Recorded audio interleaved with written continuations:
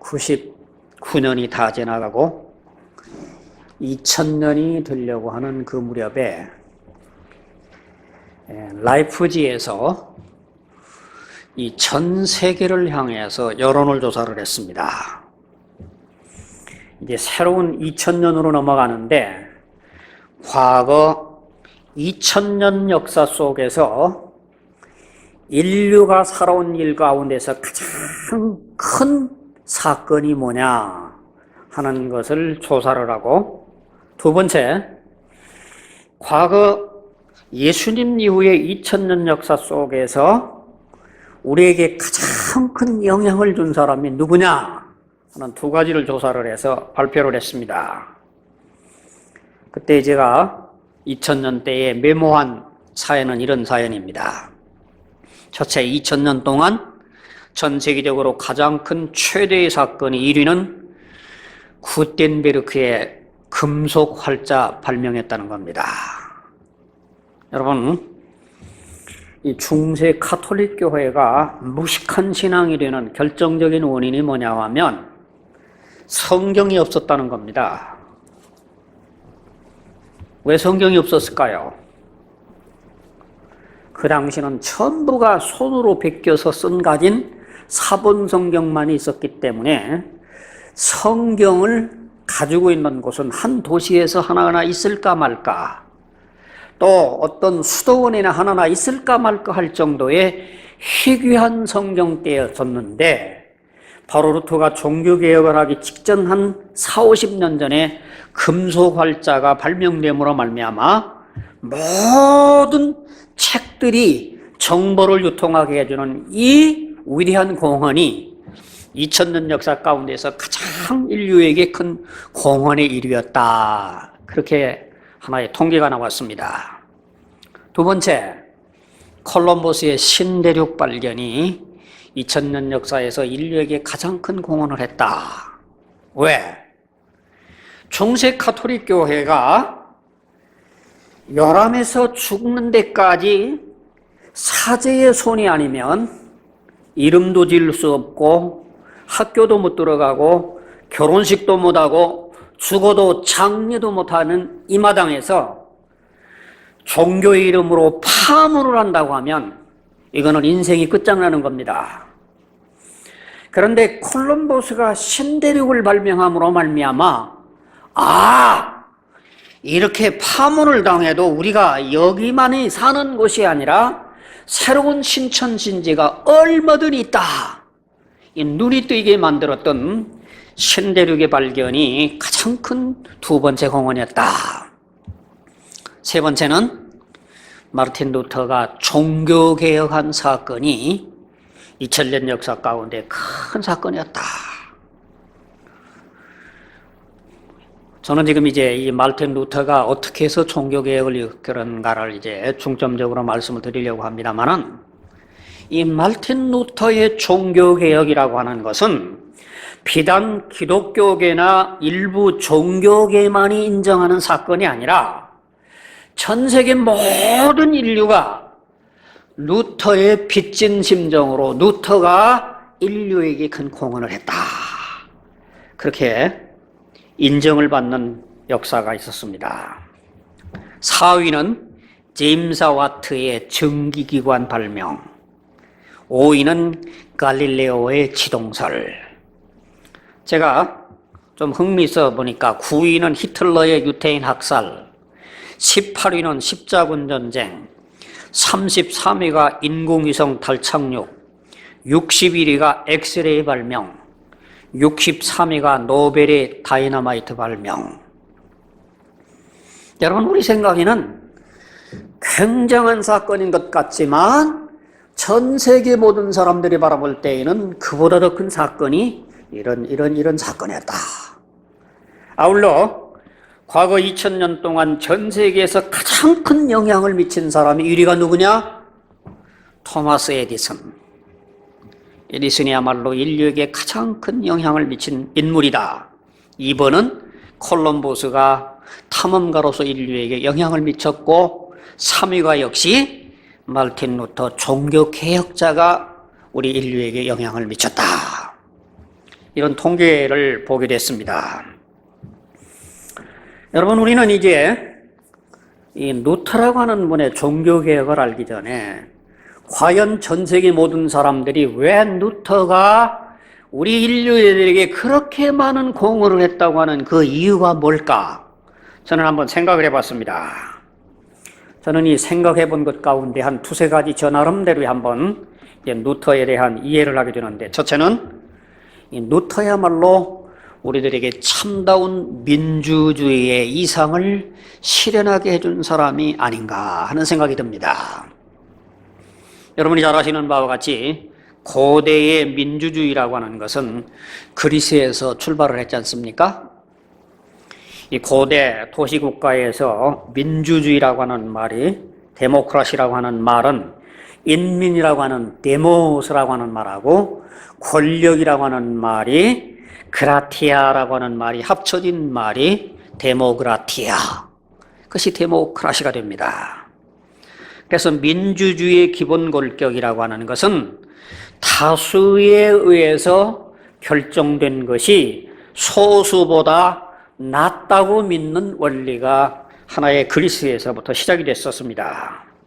그런데 이런 시작의 원리가 시작만 됐을 뿐 구체적으로 이런 고대에서 시작이 됐지만 이게 이상이 실현되지 않던 것이, 그 이상이 구체적으로 하나의 파급되기 시작한 것이 루터의 종교개혁서부터 세계적으로 민주주의의 이상이 구체적으로 드러나기를 시작했다는 겁니다.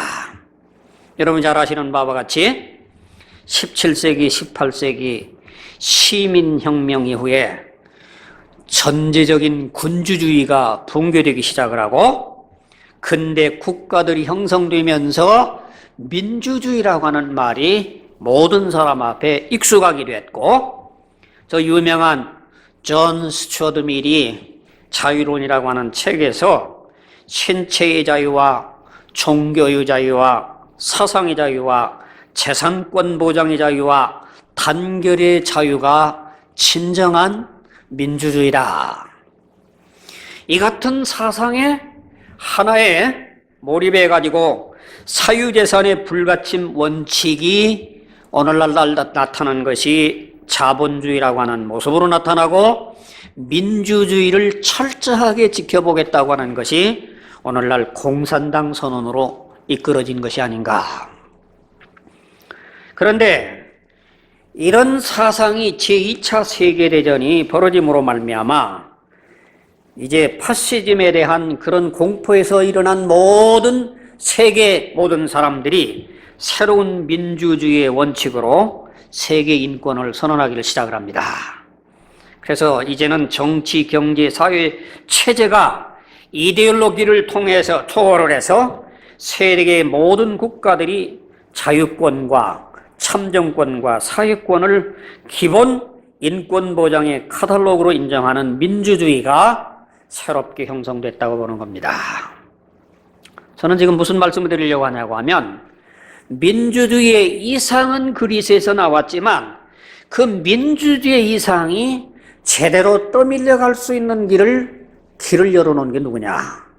바로 이 루터라고 보게 되는 겁니다. 그렇기 때문에 전 세계 모든 사람들은 루터의 그 인생과 그의 종교적인 개혁만이 아니라 전 세계 모든 인류들이 오늘 이만큼 인권을 누리고 살 수 있었던 민주주의의 공헌자가 루터가 아니었는가.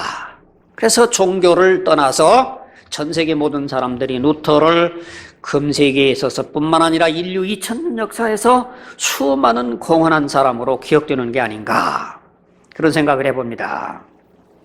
두 번째, 이 루터라고 하는 사람은 지금부터 500년 전에 활동을 했던 사람입니다.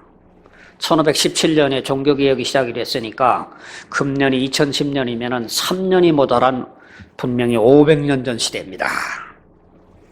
그런데 지금으로부터 500년 전 시대는 어떤 시대였는가를 한번 상상해 보시기 바랍니다.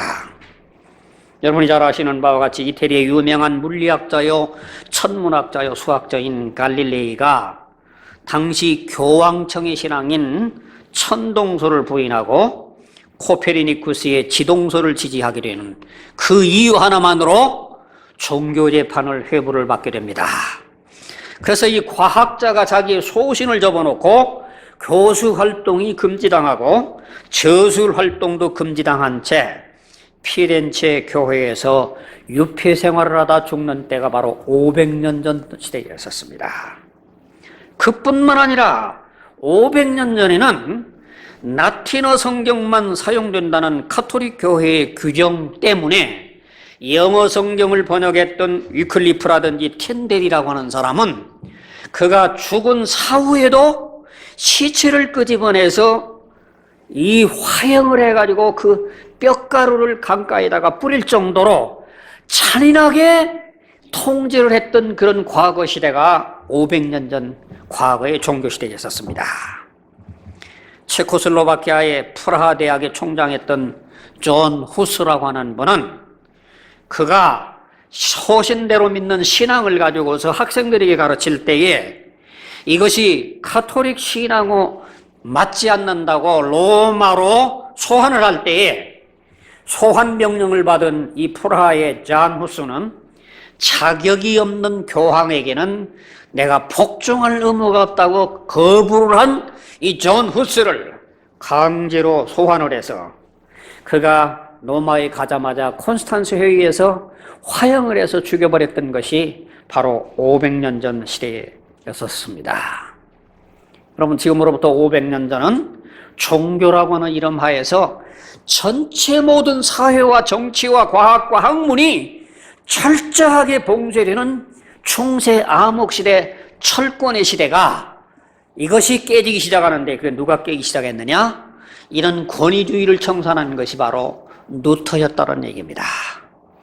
그러므로 오늘 루터라고 하는 그 한 분은 우리가 믿는 종교로서의 개혁자에 앞서서 인류에게 이 위대한 권위주의를 청산하는 일에 큰 공헌을 했던 사람이다.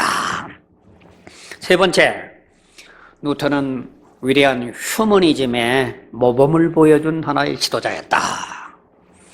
옛날 루터 이전 시대에는 모든 세상이 통하는 게 뭐냐고 하면 성직자라고 하는 계급이 따로 있었고 평신도라고 하는 계급이 사람들에게 구조적으로 있었던 것을 우리가 알고 있습니다.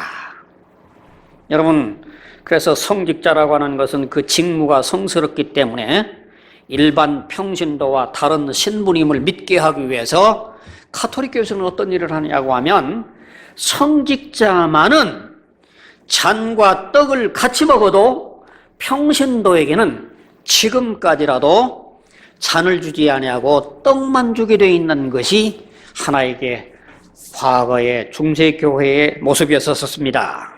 그런데 왜 가톨릭 교회가 이렇게 잔을 주지 아니하고 떡만 주느냐라고 하는 질문을 가톨릭 신자한테 물어보면 제가 한 대여섯 명한테 물어봤습니다.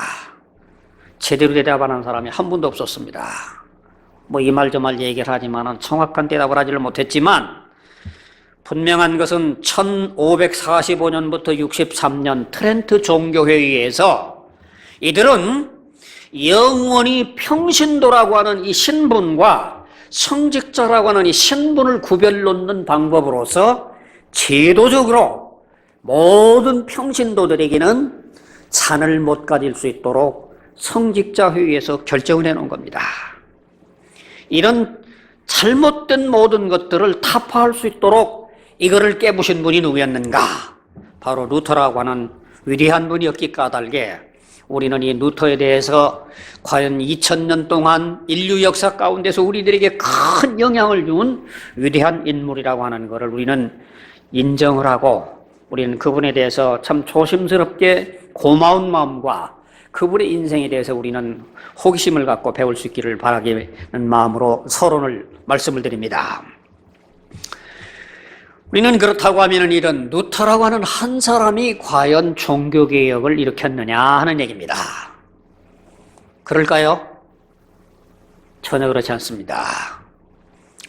종교개혁이라고 하는 것은 루터라고 하는 한 개인을 하나님께서 사용하셨지만 이 루터 전후좌우에 있었던 모든 세속적인 종교적인 상황이 오늘날 우리들에게 그 거대한 종교개혁이라고 하는 역사를 우리에게 만들어 놨다는 얘기입니다. 그러기 까닭에 오늘 우리는 이 당시 가지고 있었던 국제적인 정치, 국제적인 하나의 흐름, 독일이라고 하는 정치적인 상황과 함께 종교적인 상황이라고 하는 전체적인 상황을 아울러 이해를 해야만이 종교개혁이라고 하는 걸 제대로 이해할 수가 있는 것입니다. 저는 앞서 말씀드린 대로 루터가 우리에게 위대한 공헌을 했지만 그것이 혼자 똑똑하고 혼자 위대했기 때문에서 오늘날 그런 위대한 결과가 가져온 것이 아니라 하나님께서는 이 모든 여건을 합력해서 선을 이루신 하나님의 계획이 역사 속에서 있었다고 하는 것을 설명드리는 것이 교회 역사에서 설명드릴 수 있는 내용입니다. 저는 여기를 국제적인 정치 상황을 한번 말씀을 드려보도록 하겠습니다. 국제적인 정치 상황. 여러분이 지난 교회사 강의 시간에 말씀을 드렸습니다마는 4세기 이래에는 4세기 때부터는 로마 제국이라고 하는 그 제국이 저 서쪽에는 영국서 시작해서 저 남쪽에는 북아프리카 시작해서 동쪽에는 중동에서 시작해서 아르메니아에서 독일에 있는 이 전체가 로마 제국이었던 이 로마 제국이 7세기세부터 이슬람이 창궐하기 시작하면서 점점 약화되기 시작합니다. 7세기에 중동에 있는 모든 세력이 기독교에서 떨어져 나가고 이슬람권이 됩니다. 우리가 잘 알고 있는 이스라엘, 시리아, 그리고 모든 그 주변에 있는 모든 애국까지 드디어 아프리카, 이 아프리카가 기독교의 핵심이었던 그 모든 카르타고가 완전히 이슬람권이 되고 드디어 이제는 이 세력이 스페인까지 정복을 하게 됩니다. 뿐만 아니라 흑해를 건너서 알메니아 그리고 보스니아 점진적으로 이렇게 방대한 하나의 이 국제적인 그 거대한 로마 제국이 정치적으로 위협을 느끼면서 점점 좁아드는 기독교 세력이라고 하는 것이 이 국제정치에 민감할 수밖에 없었던 것이 16세기 하나의 국제적인 정치 상황이었다는 얘기입니다. 여러분, 7세기 전까지만 하더라도 기독교권에 속하는 중동 여러 나라들이 팔레스타인, 시리아, 소아시아, 이집트, 북아프리카 이 모든 나라가 이슬람으로 넘어갔을 뿐만이 아니라 이제 육지까지 대륙까지 이 이슬람권이 진전해 오고 있고 터키도 먹었고 계속해서 진전해 올 때에 이태리 로마란다든지 불란서란다든지 스페인이란다든지 영국이란 독일이란 이런 나라가 주변에 있는 이슬람권의 세력을 강하게 느끼지 아니할 수 없는 정치적인 그런 입장이 있으면서 이 나라들이 어떻게 됐느냐고 하면 이제는 이 유럽이라고 하는 나라가 하나의 제후 중심의 나라가 아니라 강력한 통치자에 의해서 하나의 군국주의가 되어야 된다고 하는 그런 의식이 깨우쳐지는 그러한 하나의 정치 궤도가 이제 하나의 서서히 움직여지는 모습을 바라보게 되는데 거기서 제일 먼저 일어난 운동이 저 유명한 영국에서부터 일어난 운동이죠. 여러분이 잘 아시는 바와 같이 영국이라고 하는 나라는 얼마나 수많은 제후들이 많은 나라들이었었는데 헨리 7세라고 하는 사람이 하나의 힘을 잡고 있으면서 오늘날 잉글랜드라고 하는 나라를 하나의 세력을 균형을 하고 난 다음에 그 다음에 스코틀랜드라고 하는 나라하고 힘을 합치기 위해서 자기 딸이었던 마가리트라고 하는 딸을 스코틀랜드에 있는 제임스 4세와 사돈을 맺고 그 다음에 스페인이라고 하는 나라하고 하나의 잉글랜드를 보호하기 위해 가지고 가서 스페인에 있는 나라 가운데에서 저 유명한 이 딸의 이름이 뭡니까? 캐더린이라고 하는 하나의 이 딸과 자기 큰아들 아드하고 결혼을 시켰습니다. 그래서 지금 이제 이 헨리 7세라고 하는 분은 잉글랜드라고 하는 나라를 보호하기 위해서 스코틀랜드하고도 사돈을 삼고 스페인하고도 사돈을 삼아서 어떻게든지 위기를 극복하려고 하는 그런 하나의 그 마음 속에는 어떤 마음이냐고 하면 내가 혼자 가지고서 살 수가 있는 게 아니라 국제적인 정치에 의해서 힘을 빌려가지고 살아야 한다고 하는 그런 흐름이 영국에서 시작이 됩니다. 그런데 어떻게 됩니까? 아들하고 하는 아들이 캐더린이라고 하는 공주하고서 결혼을 했는데 몇 달 만에 죽어버렸죠. 이 아들가. 그러니까 결혼을 파기할 수가 없으니까 아들의 동생이었던 헨리 8세한테 너 형수하고 결혼을 해라. 그래서 죽은 형수를 이 헨리 8세가 결혼을 하게 되는데 캐더린이라는 여자가 자기보다도 16살이나 연상해요. 그래서 거기서 겨우 딸을 낳은 것이 메리 여왕이라고 하는 피해 여왕을 낳습니다. 헨리 8세는 여자를 6명이나 두어가지고 가서 아들 하나를 낳으려고 무척 노력을 해가지고 겨우 하나를 낳는데 에드워드라고 하는 아들을 하나 낳습니다. 그런데 이 헨리 8세라고 하는 분이 자기가 카톨릭 신자로서 여자를 많이 거느린다라고 하는 것은 교황청으로부터 엄청난 하나의 종교적인 계율이 걸리기 때문에 카톨릭 교회하고서 독립해서 영국이라고 하는 종교의 수장으로 말미암아 새롭게 만들어진 것이 영국 국왕이 최고의 정치와 종교의 수장이라고 만들어진 그 시작이 1534년에 오늘의 성공의 시작이 됩니다. 프랑스는 어떡합니까? 프랑스라고 하는 나라는 영국하고 100년 전쟁을 일으키는 동안 가운데 영국으로부터 얼마나 많은 지배를 받았습니다. 영국이라고 하는 나라가 이 해적으로 얼마나 유명해서 강대국이었기 때문에 이 우리 씨가 이 불란서에 있는 황제들에게 있기 때문에 이 불란서도 우리 땅덩어리다. 그러고 이 100년 전쟁을 일으키면서 엄청난 전쟁 가운데서 이 나라를 승리로 이끈 게 누구였죠? 유명한 잔다크. 나라를 일으켰던, 나라를 살려냈던 잔다크 소녀가 나라를 일으켰는데 나중에 나라를 세워놓고 난 다음에는 잔다크가 하나의 재판을 받아가지고 와서 죽는데 그 이유가 뭡니까? 그 이유는 뭐냐고 하면은 잔다크가 성직자도 아닌데 하나님으로부터 계시를 받은 것을 자, 영국 군대가 어느 강으로 쫓아옵니다. 영국 군대가 어느 산으로 옵니다. 계시받은 것을 사령관한테 얘기를 해서 승리를 이겼지만 그가 성직자한테 말을 옮겨줘가지고 성직자가 말을 해야 할 텐데 성직자가 아닌 이런 여자가 말을 했기 때문에 죄가 된다고 해서 잔다크를 화형에 치가 죽이는 그런 게 불란서였었습니다. 그래서 그 이후에 불란서는 이제는 우리가 제후들 중심의 나라가 아니라 강력한 리더가 이 프랑스를 이끌어가야 하는 하나의 제후가 필요하다고 하는 그런 정치적인 소신에 의해서 교황권도 황제권 앞에서는 절대 승복해야 된다고 하는 그런 분위기로 이끌어가는 것이 불란서의 하나의 그 당시 종교개혁 직전의 하나의 흐름의 분위기였다는 얘기입니다. 스페인이라고 하는 나라는 어떤 나라였는가? 이 스페인이라는 나라는 이슬람에 의해 가지고 가서 700년간 지배를 받았던 나라입니다. 지금도 스페인에 가면은 이 700년간 모슬렘들이 지배를 받았기에 수많은 모스크가 곳곳에 유적으로 남아있는데 이제 이 스페인에서 마지막 불란서까지 넘어간다고 하면은 기독교 역사란다든지 이슬람의 역사는 판도이 될 텐데 이 스페인이 그렇게 고통스럽다가 나중에는 이 이슬람권을 회복을 하고 난 다음에 5개의 제후들에 의해서 나라가 분리가 되죠. 그래서 이 카스틸리아는 국토의 62%, 아라고는 15%, 포르투갈은 20%, 나바르는 1%, 그라나타는 모슬림에게 2%의 땅을 분배를 해서 살고 있으면서 어떻게 이 스페인이라고 하는 나라가 독립을 해서 하나의 공동의 적을 공동으로 미뤄야 될 것인가라고 하는 것을 구상을 하고 있었던 그 당시가 스페인의 하나의 정치적인 모습이었었습니다.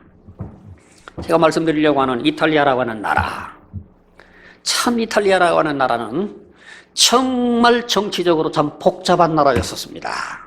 왜 복잡한 나라였냐고 하면 이 나라가 5개의 영주에게서 분리되고 있는 나라였는데 첫째는 베니스라고 하는 나라가 있었는데, 이들은 귀족들이 상업적인 공화국을 이루고 있는 하나의 그런 제후들에 의한 베니스 나라. 두 번째는 밀란이라고 하는 하나의 이탈리아에서 두 번째 큰 국가의 나라. 세 번째는 플로렌스, 가장 개화된 도시이고 베니스처럼 상업적인 공화국이었던 플로렌스. 그 다음에 나폴리. 마지막으로 어떤 나라가 있냐고 하면은 교황청이라고 하는 나라가 있었다는 얘기입니다.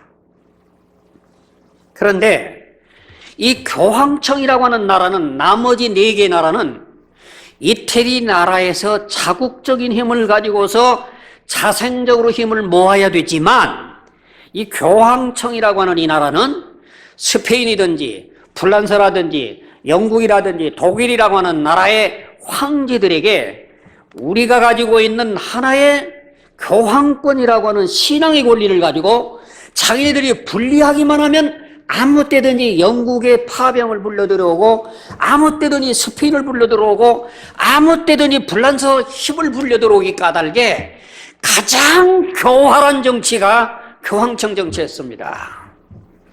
이태리 나라가 하나의 차국 내에서 이제 얘기하는 베니스란 나라, 밀란이란 나라, 플로렌스란 나라는 자체 생산으로 살아갈 수밖에 없는 나라였지만, 이 교황이라고 하는, 이 교황청이라고 하는 나라는 이웃에 있는 다른 나라에 자기가 힘이 약해지는, 옆에 있는 다른 나라하고 힘이 약해지면은 다른 군병들을, 용병들을 불러들일 때 어떤 때는 독일을 불러들여오고, 어떤 때는 폴란드를 불러들여오고, 어떤 때는 다른 나라를 불려오면서 교활하게 자기 힘을 키워나가면은 그런 나라가 바로 이태리 나라였기 까닭에 역대의 유럽에서 있는 수많은 나라들 중에서 가장 덜 개화가 됐던 것이 어떤 나라였냐고 하면 바로 이태리라고 하는 나라였었습니다.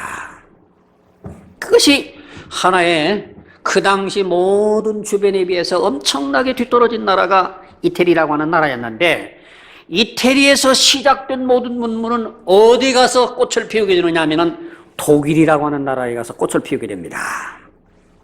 독일이라고 하는 나라가 왜 이런 꽃을 피우게 되느냐고 하면, 독일이라고 하는 나라는 옛날 로마 제국이 가지고 있었던 그 정신을 이어받기 위한 신성 로마 제국이라고 하는 이름을 걸고, 그래서 황제가 역대의 오스트리아란다든지 독일의 사람들보다도 오스트리아, 보헤미아, 독일, 네덜란드 이 모든 걸 통틀어 있는 이 독일이라고 하는 나라가 항상 황제가 어떤 사람이냐면은 외국에 있는 사람들이 황제가 되고, 선제후라고 하는 사람들은, 이 사람들이 황제를 선출할 수 있는 권한을 가지고 있는 사람들은 실권을 가지고 있는 사람들이고, 황제라고 하는 사람은 항상 명목상만 이름을 가지고 있는 그런 나라였기 까닭에 이 독일이라고 하는 나라는 아주 미묘한 나라였었습니다. 제가 이제 앞으로 이렇게 설명을 하겠습니다만은, 루터가 종교개혁이 만일에 이태리 했다든지 불란서 했다든지 스페인 했다든지 절대로 성공 못합니다. 절대로 성공 못합니다.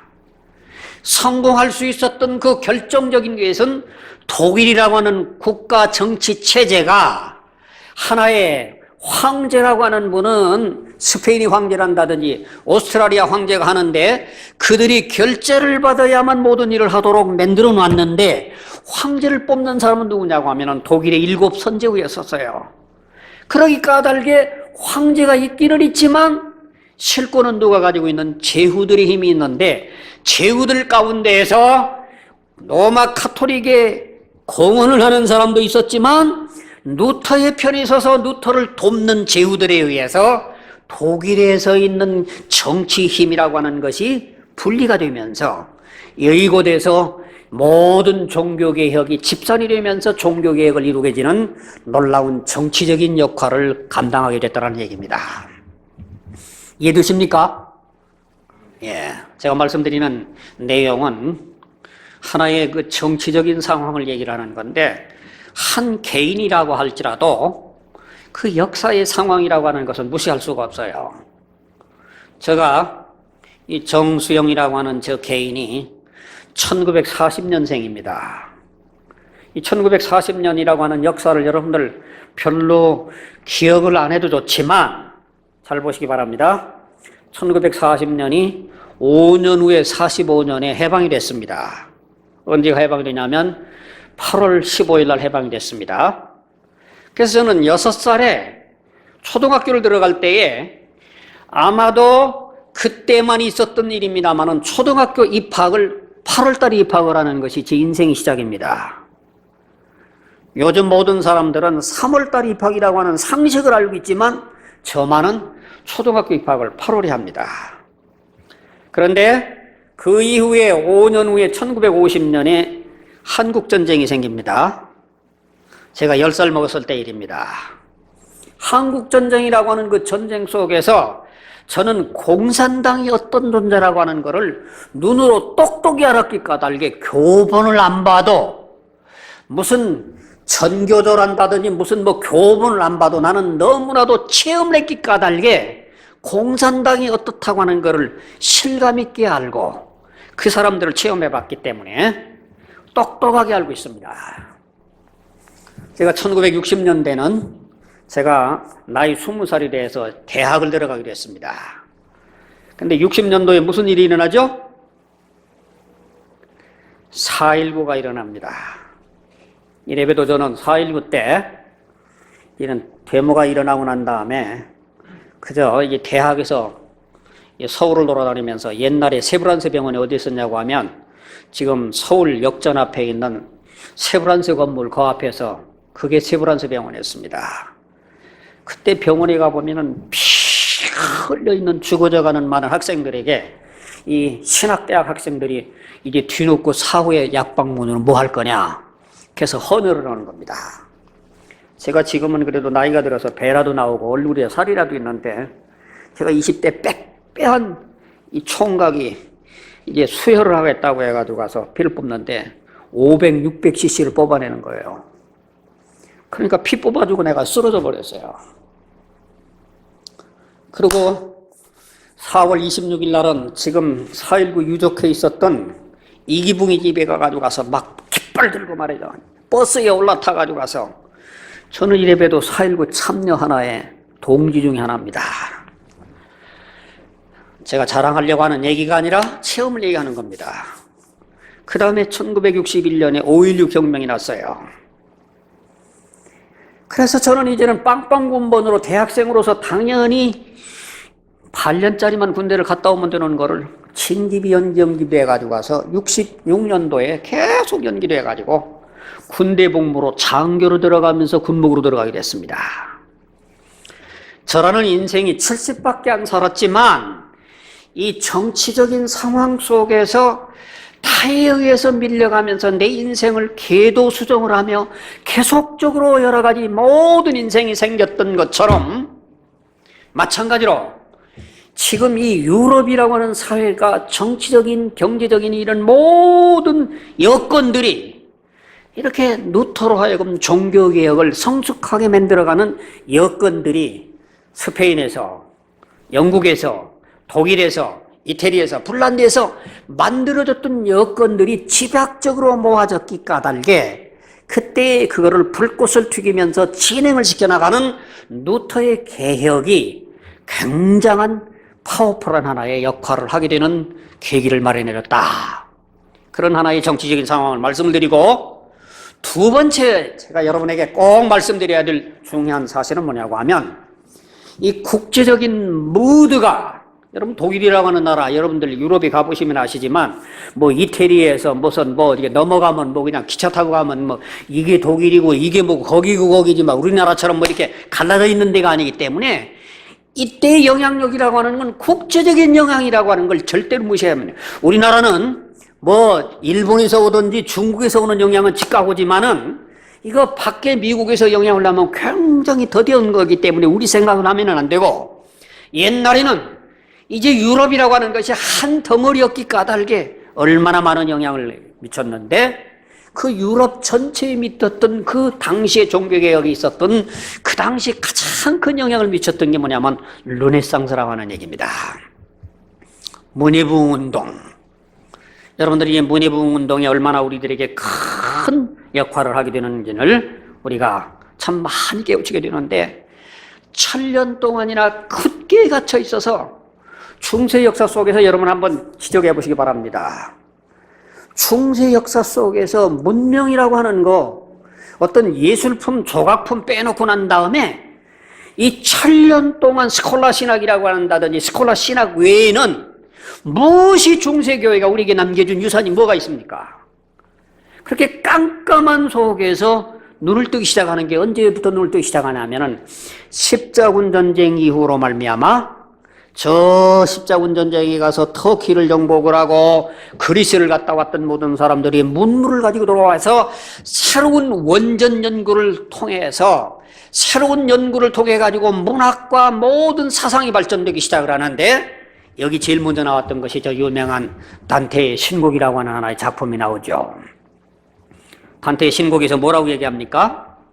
이 단테의 신곡에는 신비주의와 상상력을 동원해 가지고 얼마나 성직자들을 야유하고 얼마나 그 당시 교황을 비웃는 그런 하나의 작품이 나오기 시작을 하면서 사람들이 이건 문학이야 하지만은 사람들에게 감염이 됩니다. 저도 저 개인적으로 10대에 제일 영향을 받은 게 뭐냐고 하면 저 유명한 네 미제라블 짬발전이라고 하는 소설을 제가 읽어보고 난 다음에 중학교 한 3학년 때 맞아, 나도 앞으로 내가 이렇게 참 복스럽고 위대한 하나의 내가 성직자가 될 거야. 그 당시는 성직자였기 때문에. 그러고는 고등학교 때 제가 춘원 이광수 선생님한테 얼마나 흑이란지 사랑이란다든지 재생이란다든지 수많은 이상적인 그 많은 소설을 바라보면서 그래 맞아, 내가 이런 꿈을 가지고서 그 복음을 가지고서 뭐 할 거야. 대학사회 가서는 이제 뭐 도스토옙스키란다든지 헤세란다든지 이런 분들이 모든 영향을 받아가면서 내 인생이 여기까지 왔는데 그게 조금씩 영향을 미쳤던 것처럼 바로 이 단테라고 하는 분의 작품이 유럽 사람들의 모든 사람들에게 의식을 깨워주고 하나의 맹종하는 것을 눈을 뜨게 해주는 데 역할을 했다는 얘기입니다. 여러분이 더 잘 알 수 있는 얘기는 이 보카치오의 데카메론이라고 하는 책이 있습니다. 이 데카메론이라는 책은 본다고 하면 여기는 하나의 큰 더운 여름날 거기는 남녀가 10명이 모여가지고 가서 심심하니까 서로 재밌게 얘기를 하는데 그 재미있는 사람들이 입을 얘기를 하면서 그 신부가 어떻게 몸꼴 사나웠고 그 교황이 얼마나 부패했고 그 모든 소문들을 자유로운 문학으로 표현함으로 말미암아 수많은 사람들이 그 작품을 읽고 어떤 생각을 하느냐고 하면 이야, 교황이라고 하는 것은 그리스도의 대리자가 아니라 교황도 우리와 같은 그런 인간이 아닐까 하는 생각을 가질 수 있도록 문학이 역할을 했다는 얘기입니다. 또 뿐만 아니라 이런 문학운동으로 말미암아 기독교 내에서도 저 유명한 로렌조 발라라고 하는 분이 바티칸에 가서 수많은 문헌들을 연구를 해보니까 자기네들이 믿고 있었던 저 유명한 콘스탄틴 황제가 그가 이태리 로마에서 그가 황제로 있다가 AD 330년에 저 콘스탄틴노플로 이전을 하면서 바티칸시에 있는 모든 성궁을 기증을 했다고 하는 얘기가 역사를 바라보니까 그게 아니다라고 하는 것이 노출이 되는 그런 하나의 모든 문학작품들이 나타나기 시작을 합니다. 그런데 이거는 어디까지나 이태리에서 일어났던 이런 어떤 단테란다든지 보카치오의 운동이라고 하는 것이 한계가 있는 것은 교황이라고 하는 사람이 집권하고 있기 때문에. 그런데 이것이 어디로 올라가냐면 아까 말씀드린 대로 독일로 올라갑니다. 독일로 올라가서는 이것이 엄청난 능력으로 번지기 시작을 하는데 이 엄청난 능력으로 번지는 것 가운데에서 두 가지 하나의 현상이 있는데 하나는 뭐냐고 하면은 공동생활 형제회라고 하는 것이 조직이 됩니다. 이 사람들은 뭐냐고 하면 같이 함께 모여서 함께 예배드리고 함께 신앙생활하고 함께 목적을 세우는 그런 큰 형제 모임인데 어떤 모임에는 2000명이라고 하는 거대한 모임 속에서 그 모임 속에서 무엇을 연구하느냐고 하면 그 교회에서 보지 못하고 있었던 성경을 이 형제 가운데서 성경을 연구해주고 헬라어를 연구해주는데 그런 하나의 형제 연구에서 저 유명한 루터의 동역자였던 멜랑이톤이라는 사람이 히브리어를 거기서 배우게 되고 루터와 같은 선배였던 에라스무스라고 하는 분이 그런 형제에서 성경을 공부를 하고 이런 하나의 공부 운동이 차츰 대학으로 발전하는 역사를 보게 됩니다. 독일에서 대학들이 얼마나 많이 발전을 하는가를 제가 이 루터가 종교개혁을 1517년에 하기 이전에 1348년부터 시작된 대학가를 한번 쭉 열거를 해보면은 이 보헤미안들이 1348년에 프라하 대학을 만들었고 1365년에 비엔나 대학이, 하이델베르크 대학이 1386년에, 쾰른 대학이 1388년에, 에르푸르트 대학이 1392년에, 라이프치히 대학이 1409년에, 로스토크 대학이 1419년에, 크라카우 대학이 1420년에, 크라이스트스발트 대학이 1456년에, 바질 대학이 1460년에, 잉골슈타트 대학이 1472년에, 튜빙겐 대학과 마이니츠 대학이 1477년에, 비텐베르크가 1502년에. 여러분 그저 제가 말씀드리는 얘기는 이 이태리에서 일어났던 하나의 인문주의 활동으로 인해서 하나의 르네상스 활동이 북쪽으로 올라가 가지고 와서 독일이라고 하는 사회를 전체를 대학 사회로 만들어 가지고 수많은 사람들에게 하나의 눈을 뜨게 해주는 공헌을 하는 것이 하나의 그 당시 독일 사회의 하나의 문화적인 여건이었다. 근데 여러분들이 또 꼭 기억하고 넘어갈 것은, 그러면 독일이라고 하는 이런 사회가 대학 사회가 많았으니까 오늘 우리나라처럼 이런 지성인들이 많았겠는가 상상을 하시지만 그건 아닙니다. 대학이 많았는데 옛날의 대학은 어떤 사람은 20년 동안 대학을 다니고 어떤 사람은 40년까지 학생 생활을 하면서 놀러 가는 거예요. 그 대학에다가 적 붙여놓고는 말이죠. 나는 대학생이니 하고서는 그런 대학들이 유럽에 있었는데, 그러지만 이것이 중세기에서보다는 그래도 점점 하나의 지성을 발현하는데, 놀라운 사실은요, 여러분 앞으로 신앙을 말씀드리겠습니다만은 그 당시에 모든 대중들의 신앙이라고 하는 그 신앙의 핵심 가운데에서 예수님을 어떤 분으로 알고 있었는가?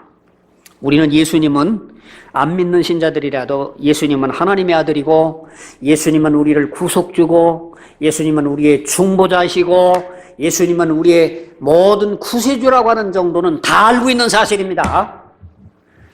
그런데 중세시대 때의 모든 사람들은 예수님이 어떤 분이냐 하면은 예수님분이야말로 나쁜 죄를 지은 모든 사람들을 심판하는 재판관이고, 그리고 모든 사람들의 죄를 책망을 하고는 마지막 재판관이다.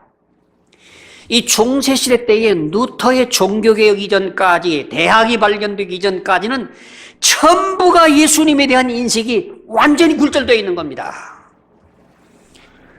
그래서 어떤 사상이 나오느냐고 하면 이런 사상이 나오는 겁니다. 예수님은 재판관이시고, 예수님은 하나의 무서운 심판주이시고, 예수님은 무서운 분이기 때문에 감히 그 예수님 앞에 접근을 못하는 겁니다. 그럼 누구한테 접근을 합니까? 예수님 앞에 접근을 하려면 자비로운 예수님의 어머니 마리아한테 와이를 쓰는다는 겁니다. 여러분이 성모 마리아 사상이 왜 나오냐고 하면, 예수님이 무섭기 까닭에 그 무서운 예수님을 접근할 수 없으므로 우리는 인자하신 예수님의 어머니한테 부탁을 해가지고 그 마리아를 통해서 예수님에게 접근해 나갔다는 것이, 이게 마리아 사상의 하나의 시작이 되고, 이 마리아에게도 부족하기 때문에 더 어떤 사상이 나냐면 마리아의 생모로 추측되는 안나에게까지 성안나 사상이 나타나는 이 마리아 사상은 이렇게 해서 만들어지는 겁니다. 그런데 이런 대학의 발전으로 말미암아 점점 인식이 달라지기 시작합니다. 견해가 달라지기 시작합니다. 그리고 새로운 과학이 발견되기를 시작을 합니다. 여러분들, 과거에 중세기에 있는 모든 스콜라 신학과 철학이라고 하는 것은 단지 연역법에 불과하고, 그 모든 학문이라고 하는 것이 어떻게 인류의 문화와 인류의 삶을 증진하는 학문이 아니라 모든 학문이 교회를 위해서 있는 학문으로 만들어진 것이 스콜라 신학이었고 학문이었습니다. 그렇기 때문에 어떻게든지 교회의 법과 제도를 옹호해 주는 것이 중세기 신학이었는데, 이런 과학이 발달됨으로 점점점 망원경이 발달되고 천문대가 발달되고 화약이 발달되고 인쇄술이 발달되고 종이가 발달되면서 점점 사람들의 의식이라고 하는 것이 과거 중세기에서 매여 있었던 그 사상에서부터 눈뜨기를 시작을 하게 됐다는 얘기입니다. 제가 말씀드리려고 하는 이유는, 이렇게 루터라고 하는 한 분이 개인적으로 위대한 하나님의 사람으로서 쓰임받는 위대한 사람이었기도 했지만, 그 주변에 이태리란다든지 스페인이란다든지 영국이란다든지 모든 정치적인 분위기와 또한 그 당시 흘러가고 있는 모든 문학적인 르네상스의 모든 부흥과 과학자의 모든 힘이라는 이런 모든 힘들이 어우러져 가는데, 그 초점이 어디에 맞춰지냐고 하면 루터가 종교개혁을 할 수 있는 그 시점으로 모아지더라는 얘기입니다. 그래서 결론은 어떻게 말씀드리느냐?